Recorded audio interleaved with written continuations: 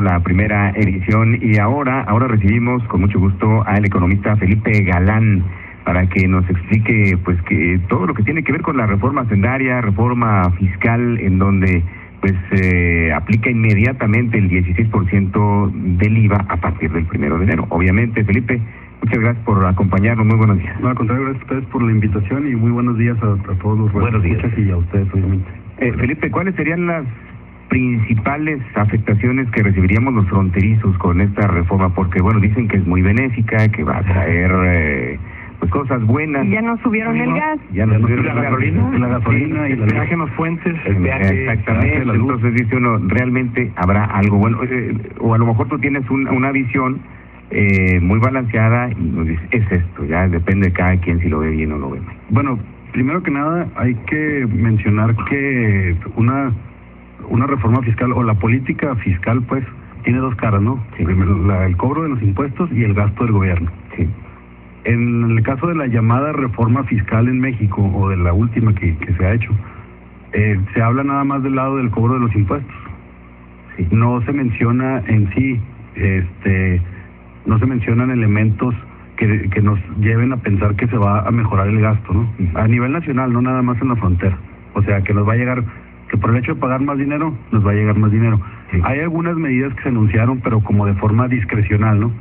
Como para alivianar el golpe, pues para empezar anímico y aparte sí económico, de decirnos, bueno, se anuncia una inversión de tanto en la frontera, pero por una cuestión discrecional, o sea, una decisión ejecutiva que se tomó en su momento y que se le asignarán a la frontera ciertos montos de dinero para infraestructura.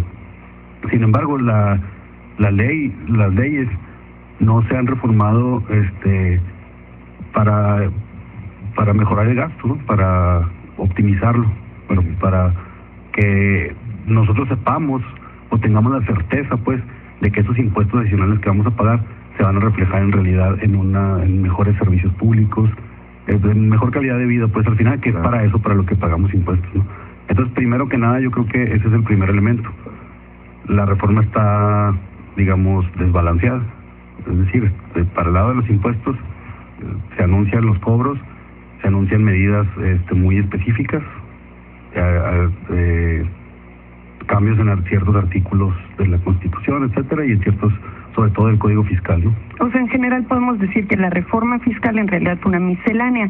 ¿Y la reforma fiscal fue solamente subir impuestos? ¿Podemos decir eso? Bueno, sí, más bien podemos decir que la reforma fiscal fue solamente subir impuestos y la miscelánea viene después porque muchos de los cambios que se hicieron al Código Fiscal y a las leyes no resultan muy aplicables en la práctica. Entonces ya se tuvieron que empezar a hacer enmiendas y parches, ¿no? Por ejemplo, el tema de la factura electrónica. A partir del 1 de enero todos estamos obligados a usar la factura electrónica por internet y esto y lo otro. Nadie estaba listo. Y entonces ya dijeron, si tú tienes menos de 500,000 pesos, nos vemos en marzo, ¿no? Y ese es otro elemento muy importante. Parece ser que no se implementaron medidas para simplificar el pago de los impuestos, que eso hubiera sido también bueno, ¿no? Al contrario. Obviamente, eso se trataba, de hecho, ¿verdad? Mi siguiente pregunta, yo iba a preguntar, ¿es más fácil o es más complicado pagar impuestos a partir de 2014? Bueno, obviamente todo cambio va a generar pues complicaciones, ¿no? Pero en este caso específicamente y en lo personal yo siento que sí va a generar más complicaciones de las que trae. Para muchos de nosotros tal vez que somos usuarios de internet, que estamos familiarizados con el uso de las computadoras, pues tal vez nos va a facilitar las cosas. Pero hay experiencias propias, por ejemplo, un servidor, yo soy maestro en la universidad, yo presto servicio a la universidad y tengo que darles un recibo de honorarios. Sí. La universidad en este momento no está lista todavía para recibir pagos, o sea, no tiene un procedimiento pues para realizar el pago, la recepción de los recibos de honorarios por esta vía, ¿no? Estamos hablando de la Universidad Autónoma de Ciudad Juárez. Y por institución educativa. ¿Cuántas instituciones? No, y muy grandes. Así es. ¿Cuántas instituciones de este tipo o empresas? O contribuyentes. No están listos. Ahora, imagínense las señoras, una señora de 70 y tantos años que tiene una tiendita de abarrotes y que ahora ya no puede ser repeco, que tiene que meterse al régimen de incorporación. Y entonces va a tener que empezar a utilizar esto. En su vida ha usado una computadora. Ahora es que están como Felipe Calderón cuando les llevó tarjetas de débito a la sierra. ¿No? Sí, exactamente. Están así, ¿no? Sí, pues ellos tenían que caminar para que vayan al Walmart kilómetros. Es que ahí va. Te hemos visto, Humberto. Felipe, al bolsillo del trabajador, el que nos está sintonizando ahorita, 2 pesos con 50 centavos de aumento de salario. Y ya vimos tan solo ayer la cascada de aumentos que se vienen directamente a la cartera del trabajador. ¿Cómo le pega todo esto? Pues hay muchos análisis de expertos que han mencionado que el poder adquisitivo se ve severamente afectado porque el incremento de 2.50 al salario mínimo en el día implica también un incremento, por ejemplo, a lo que el trabajador paga de Infonavit. Entonces ahí ya el aumento ya se fue. O sea, te lo guardas en una bolsa y te lo sacan por la otra. Claro. Quiero enlistar para la gente que nos escucha de los nuevos impuestos. Va a ser ahora el 16% en todo el territorio nacional, es decir, un incremento del 5% para nosotros en la frontera, 16% en alimento para mascotas, 16% a la goma de mascar, 16% al transporte terrestre foráneo. De por sí están carísimos los camiones. Puedo creer. Ir de aquí a Chihuahua te cuesta 650 pesos. Sale más barato el avión. Ahora... ¿A Chihuahua? Bueno, a México, por ejemplo, sale mucho más barato el avión que el autobús. 16% a las importaciones temporales, 1 peso por litro a los refrescos, bebidas saborizadas, concentrados, polvos, jarabes, esencias y extractos de sabores. Ahí sí me pega. 8% a los productos chatarra, es decir, con 275 o más calorías por cada 100 gramos, hasta 9% a los plaguicidas, esto le pega al campo, conforme a la categoría de peligro de toxicidad. Bueno, nos pega a todos, porque todo sube, todos los alimentos suben. Sí. Suben los insumos. Exacto. 8.5% o hasta el 12.5% máximo para deducir el consumo en restaurantes. Se elimina la deducción inmediata porque este beneficio generaba distorsiones que afectan las decisiones de los actores económicos. 53% deducción máxima de las prestaciones otorgadas al trabajador. 10% en el intercambio de valores a través de la bolsa. Y el impuesto sobre la renta, se establecen 3 nuevos escalones en la tasa del ISR para quienes perciban más de 750,000 pesos anuales. Feliz 2014, dice.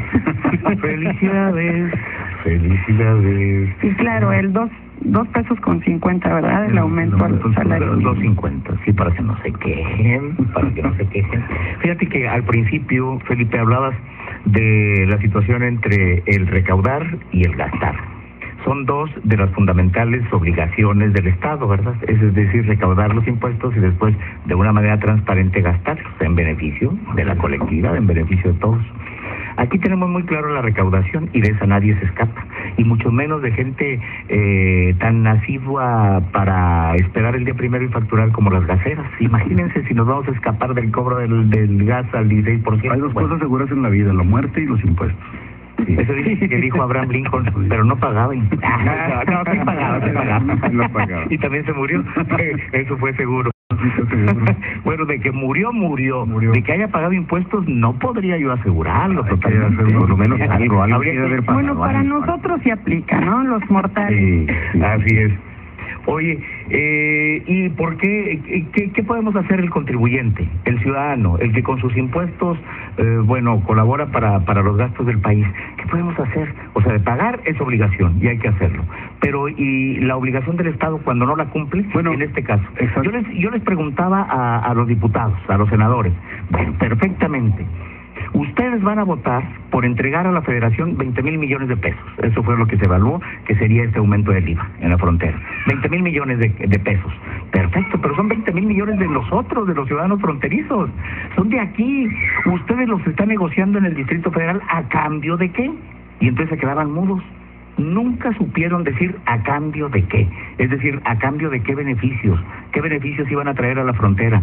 Después inventaron que 3 hospitales, que esperamos y sea cierto, ojalá, pero eso resultó ya después que aprobaron la reforma. Sí, es una de las medidas discrecionales que yo comentaba al principio, ¿no? Es decir, a la buena voluntad del Ejecutivo federal o estatal, o a la buena voluntad. Pero no es, también es su obligación. No, claro. Así como el ciudadano tiene la obligación de pagar, así ellos tienen la obligación de informar. Sí, por eso. Y de distribuir transparente, sí, y honestamente los recursos de todos. Exacto. No, bueno, cuando digo a la buena voluntad me refiero a que en este caso dependimos de eso, no es una decisión de ellos. Sí. Pero no hay una ley que los obligue a hacerlo. Es decir, no hay una ley que diga de los 20,000 millones adicionales tenemos que asignar tanto más para servicios a Juárez. Así es. Y tocaste un buen punto porque nos decimos, el IVA sube del 11 al 16, 5 puntos porcentuales, ¿no? Pero en realidad, en términos relativos, estamos hablando de un aumento del 50% en el impuesto. Del 50%. Y es un aumento del 50% de las aportaciones que la ciudad hace, las ciudades fronterizas hacemos al erario, ¿no? Federal. Sí. Entonces, estamos hablando de un importe muy importante. Sí. Ahora, ¿qué podemos hacer? Bueno, O sea, es más grave de lo que nos... Es muchísimo más, que pensamos, ¿no? Es más importante, porque nosotros nos dejamos engañar de que era una homologación. No es cierto, es un incremento al impuesto. Y de que era del 5%, que era del 5%. Mentira, es de casi del 50%. Si pagábamos el 11 y ahora pagamos el 16, ¿cuánto es? Es cerca del 50%.